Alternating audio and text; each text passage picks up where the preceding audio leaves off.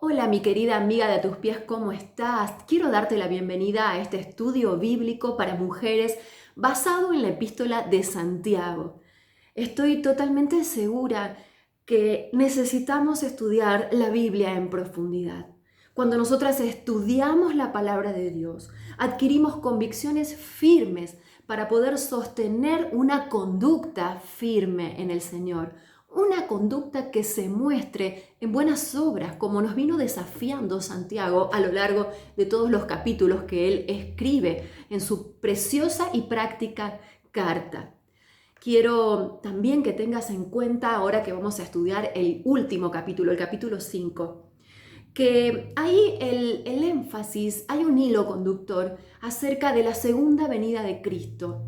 Y obviamente el Señor está cerca.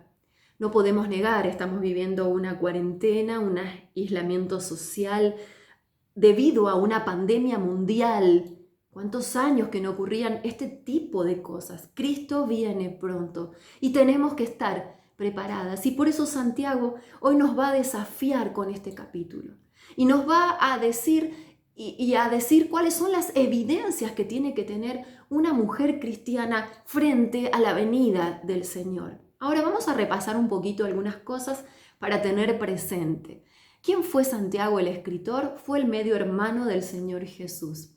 Una de las cosas que decíamos y resaltábamos que Santiago creyó en Jesucristo como su Salvador personal recién después que Jesús había muerto y había resucitado. Ahora, Santiago fue un hombre educado, un hombre íntegro, un hombre justo. Fue llamado Santiago el Justo. También dijimos que era un hombre de oración.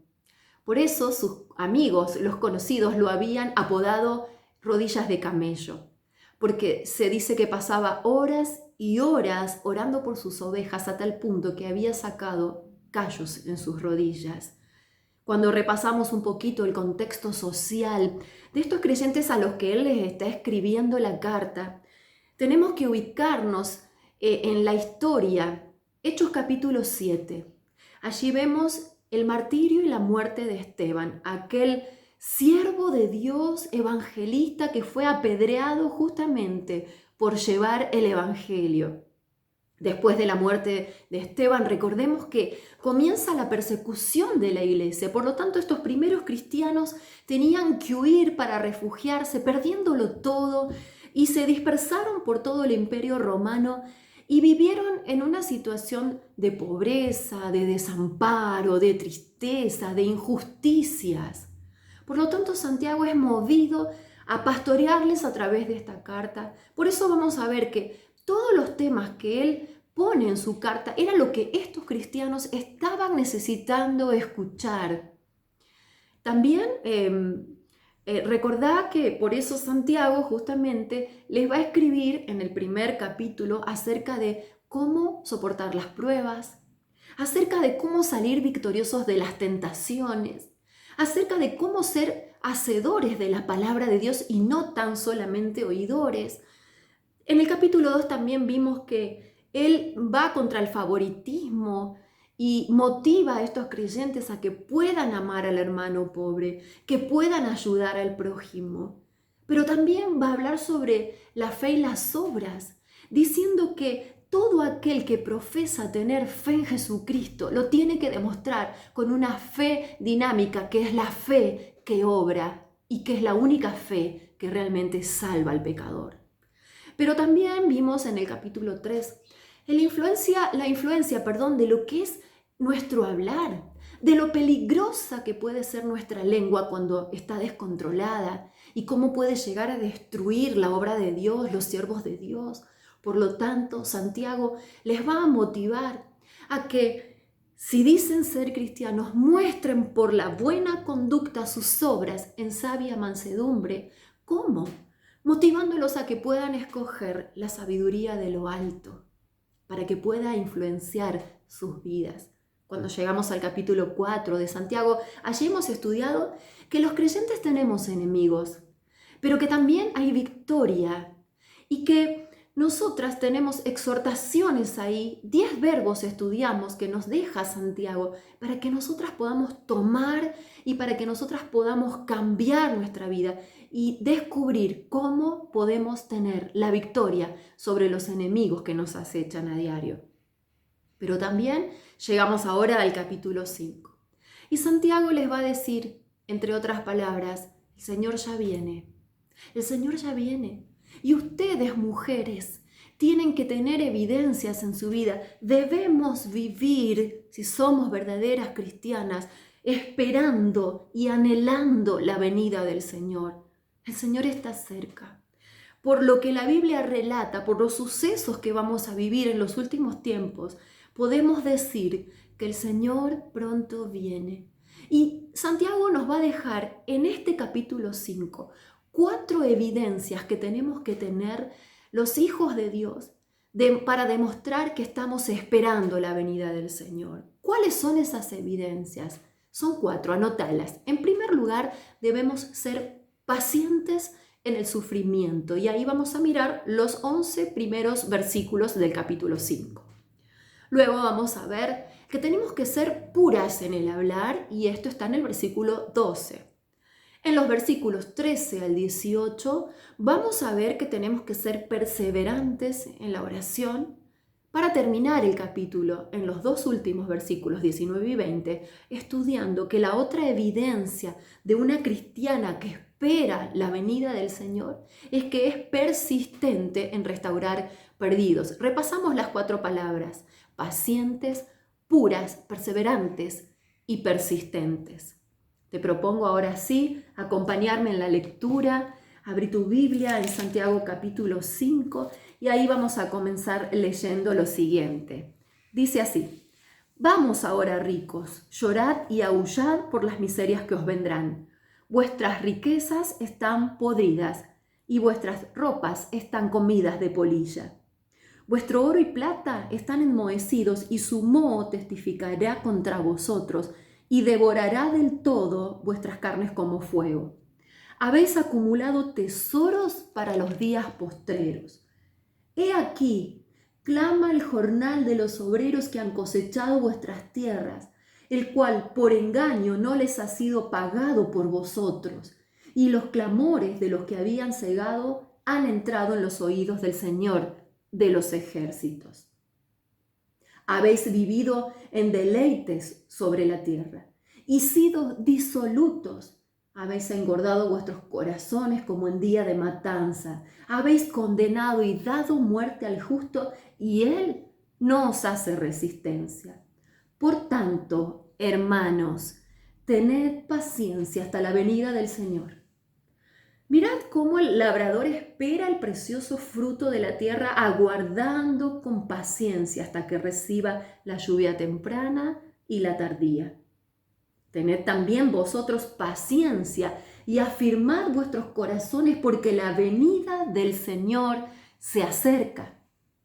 Hermanos, no os quejéis unos contra otros, para que no seáis condenados. He aquí, el juez está delante de la puerta.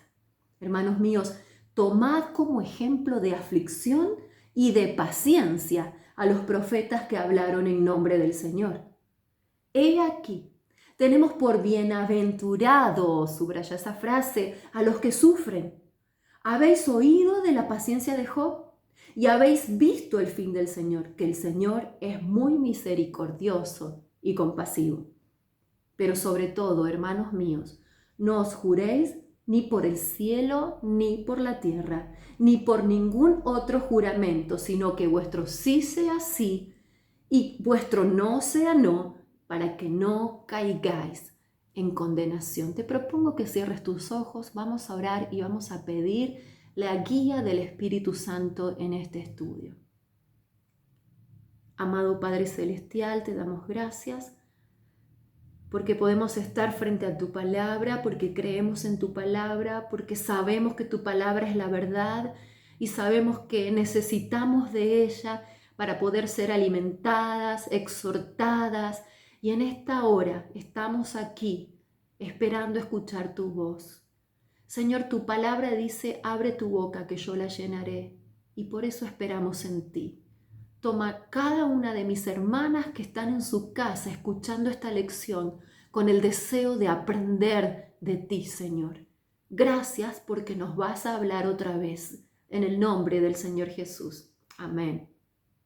Bueno, he detenido la lectura aquí porque vamos a ver en este primer bloque los dos primeros puntos de esta lección, que eran ser pacientes y también ser puras en nuestro hablar.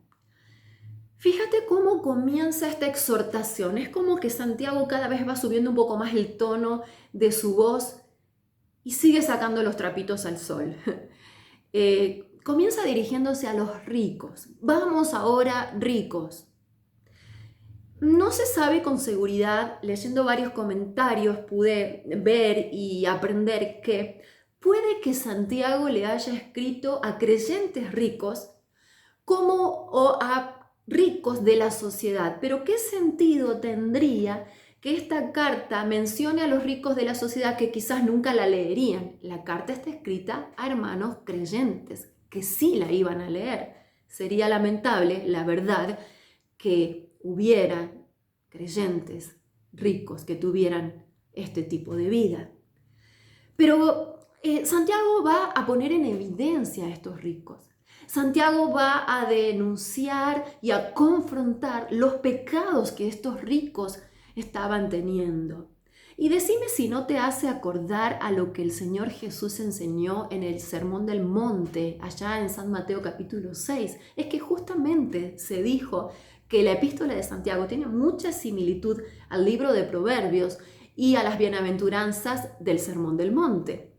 Y cuando él habla de que las ropas están podridas y las riquezas están podridas, me trae a la memoria lo que dice San Mateo 6, 19 al 21, donde Jesús dijo: no os hagáis tesoros en la tierra, donde la polilla y el orín corrompen, y donde ladrones minan y hurtan, sino haceos tesoros en los cielos, donde ni la polilla ni el orín corrompe, donde ladrones minan y hurtan.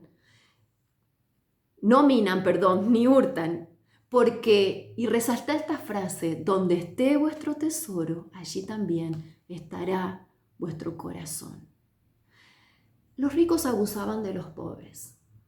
Los ricos eran explotadores, eran desenfrenados, eran asesinos.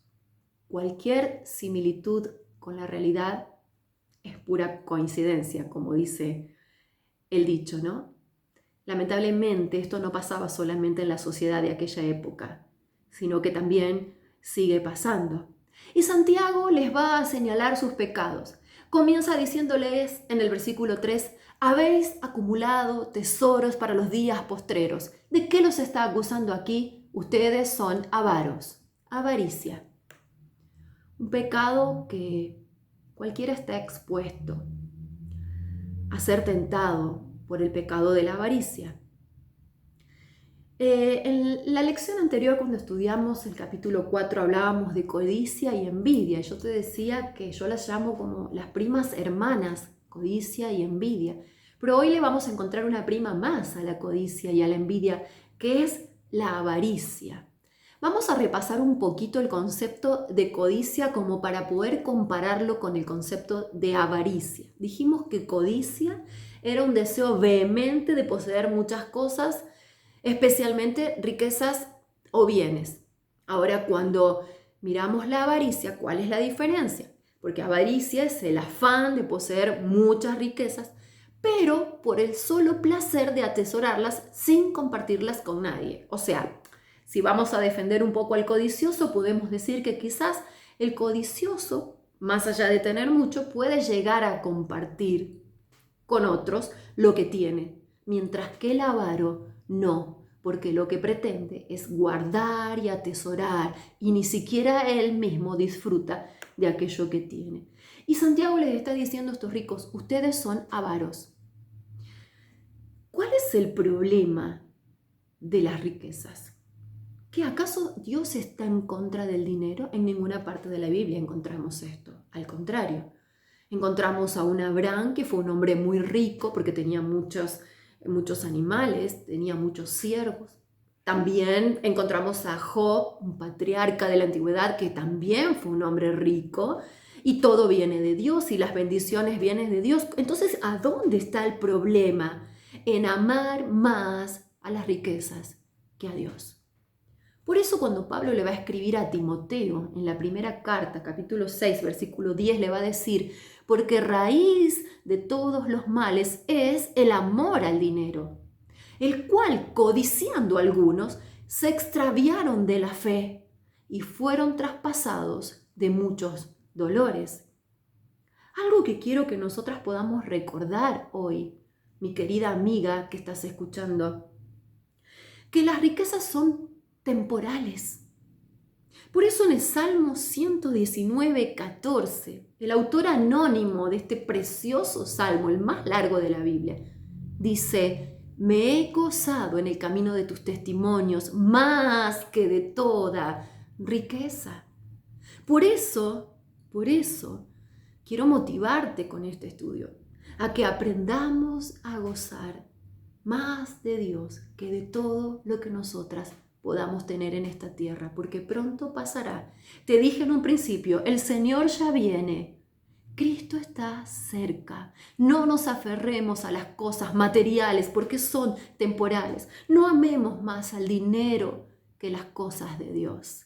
Busquemos el reino de Dios y su justicia, que de lo demás el Señor se encarga. Que podamos orar con lo que dice Proverbios 39. Vanidad y palabra mentirosa aparta de mí, Señor. No me des pobreza ni riquezas. Manténme del pan necesario. No sea que me sacie y te niegue y diga, ¿quién es Jehová? O que siendo pobre hurte y blasfeme el nombre de mi Dios.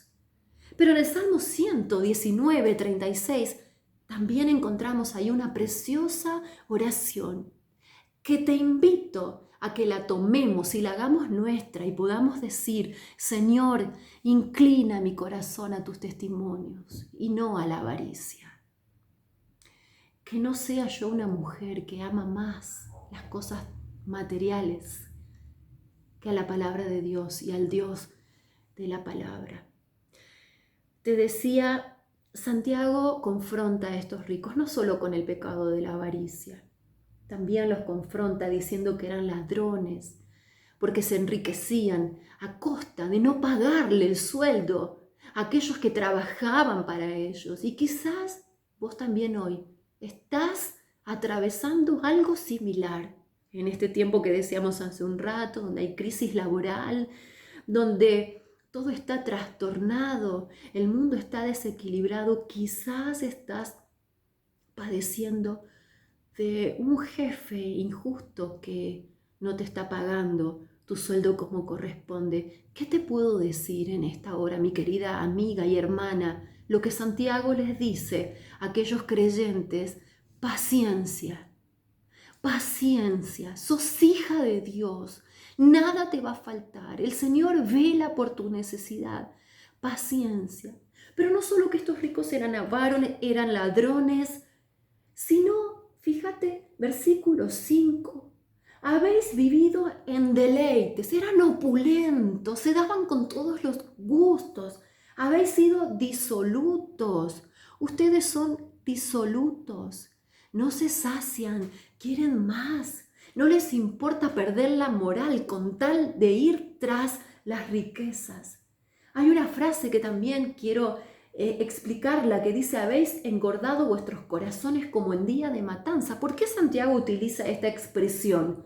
Justamente porque Santiago se está acordando de aquellos animales que eran engordados hasta que llegara el día del sacrificio. Finalmente iban a terminar muriendo. Pero también Santiago los acusa a estos ricos, no solo de avaros, ladrones, de disolutos, sino de injustos, porque han dado muerte al justo y él no os hace resistencia. Pero en el versículo 7 llegamos, ahora sí, a donde Santiago cambia el enfoque y ahora se dirige especialmente a estos creyentes. Por eso dice, por tanto, hermanos, frase clave, desafío de la lección de hoy, tened paciencia. yo sé que estás pensando lo mismo que yo. Qué difícil lo que Santiago nos pide. Pero cuando nosotras comenzamos el estudio, capítulo 1, versículo 2, Santiago dice, miren, tengan por sumo gozo cuando se hallen en diversas pruebas, porque la prueba de vuestra fe produce paciencia. La única manera, quizás no te esté diciendo nada nuevo, pero a veces es tan importante poder recordar aquellas cosas que necesitamos. La única manera de experimentarnos en la paciencia es a través del sufrimiento. Es a través de las circunstancias adversas que nos presionan. Es a través de las pruebas. Estos creyentes estaban soportando las injusticias de los ricos. Por eso, aquí la palabra en el versículo 7, en el original griego, tener paciencia, es la palabra macrotumia. Porque Santiago les está motivando a estos creyentes a que le tengan paciencia a los ricos por su obrar injusto. Y ahora les va a poner ejemplos. La típica estrategia de Santiago, un maestro enseñando, es colocar ejemplos. Y para poder alentarlos, les va a decir, miren, vamos a mirar juntas al labrador. El labrador espera el precioso fruto de la tierra. Déjame que te diga algo. Nosotras tenemos que aprender del labrador, porque en la espera se está gestando un precioso fruto. ¿Qué te parece, si aprendemos a visualizar el fruto como para cobrar ánimo en medio de la espera? El labrador aguarda, espera el fruto, aguarda. ¿Qué aguarda? La lluvia de la bendición. Dice la lluvia temprana y la lluvia tardía. La lluvia temprana era aquella que llegaba en abril, mayo aproximadamente, propicia para la germinación de la semilla. La lluvia tardía era la lluvia que llegaba en los meses de abril, mayo, propicia ¿para qué? Para el crecimiento de la planta, para la maduración de la planta.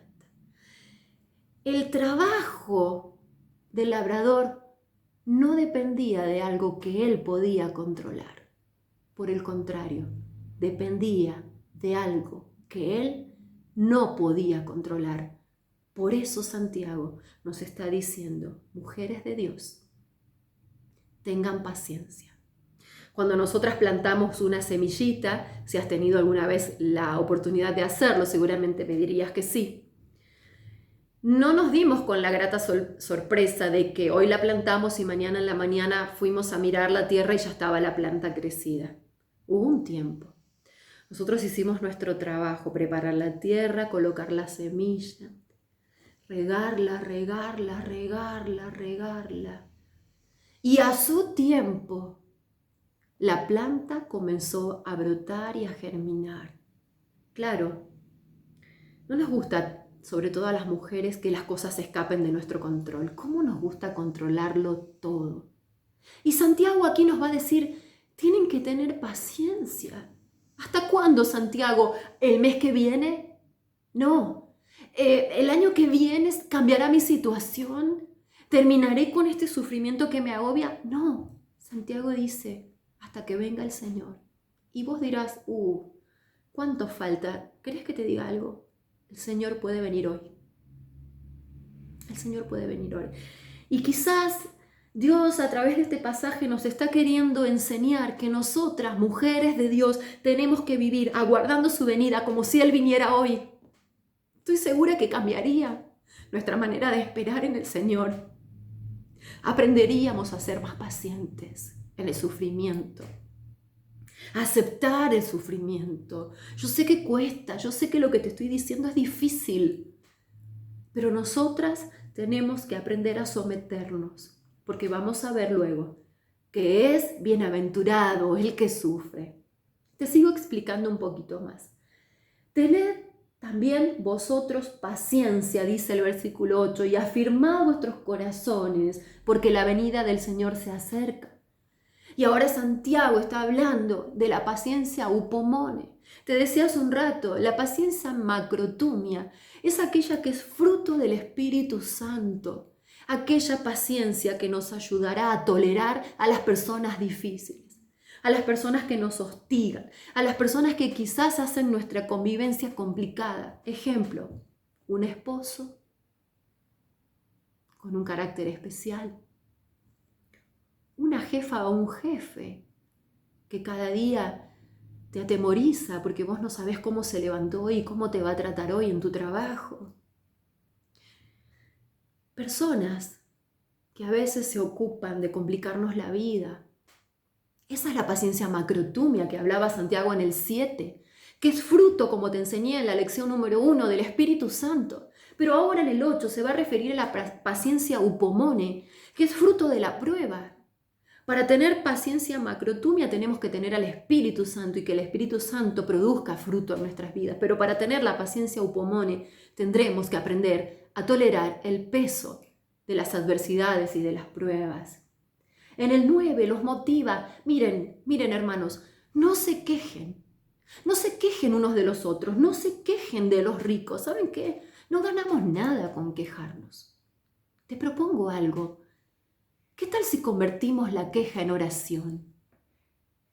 ¿Qué tal si cada vez que queremos quejarnos de la situación, porque todos los días enfrentamos quizás lo mismo y somos también las mujeres, tendemos mucho a quejarnos? ¿Qué te parece si cada vez que venga una queja a tu mente la convertís y la transformás en una oración y la elevás al Señor?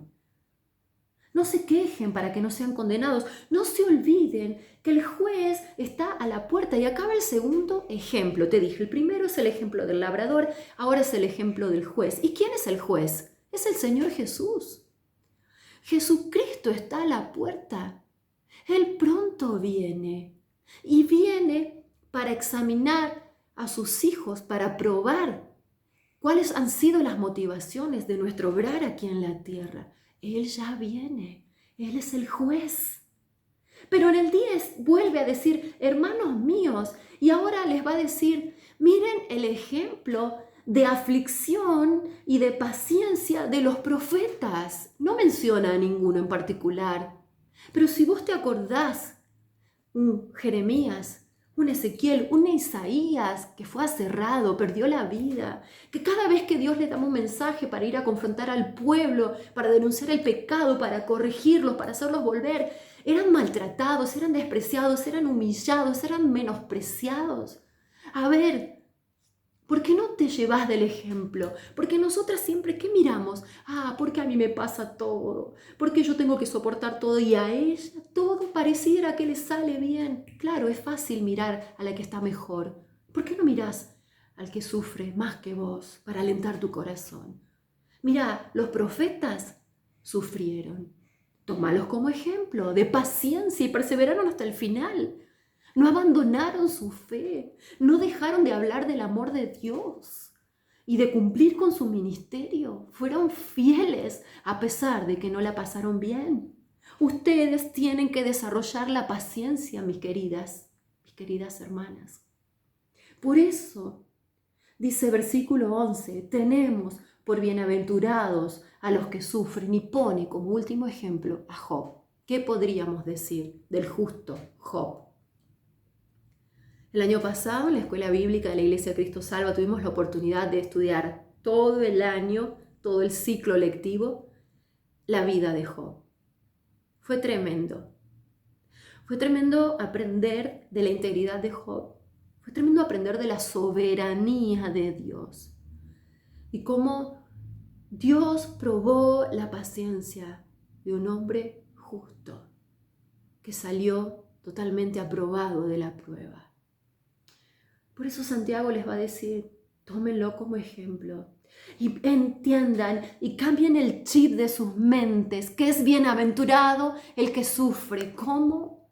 ¿Feliz? ¿Me estás diciendo que es feliz el que sufre? Mira, te quiero dejar un versículo que el año pasado, justamente cuando estudiábamos la vida de Job, el Señor tocó profundamente mi corazón y es un versículo, en realidad son dos, que se encuentra en el Salmo 119. En el 67 dice: antes que fuera yo humillado, descarriado andaba, mas ahora guardo tu palabra. Y en el 71 dice allí el autor: bueno me es haber sido humillado para que aprenda tus estatutos. ¿Sabes qué? Cuando sufrimos, somos humilladas. Nuestro yo, que decíamos en la lección anterior, quiere exaltarse permanentemente y sobresalir permanentemente. Cuando Dios nos pone en el fuego, en el horno de la prueba, y nos humilla ahí, es donde se humilla nuestro yo y es la única manera.